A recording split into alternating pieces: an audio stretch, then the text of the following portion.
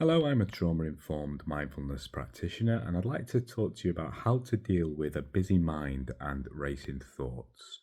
I woke up this morning and I remember noticing a shift from that rest state into a stressed state when I became conscious and awake.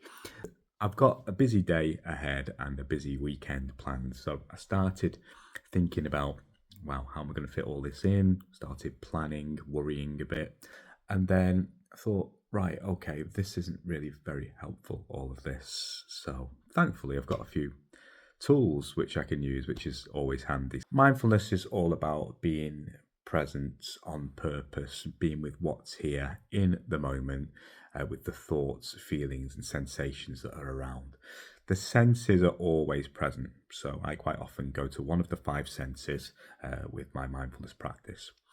This morning it was the breath. Quite often, have you noticed if we sit in silence or, when we're lying in bed, those thoughts can come in and it can all then get a bit busy because there's plenty of space there, isn't there? If we bring in mindfulness of one of the senses and add counting as a little bit of a challenge, a bit more for our minds to do, it can lessen that space for minds to then be free to wander here, there, and everywhere.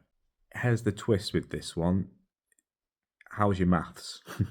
So what I did was I counted my breaths up in sevens to give myself that little bit of a challenge, so it's not too stressful, but it's enough so that the part of my brain that's working out mathematical equations is lighting up more, and therefore that part which is worrying about all the stuff I've got to do, there's less attention on that.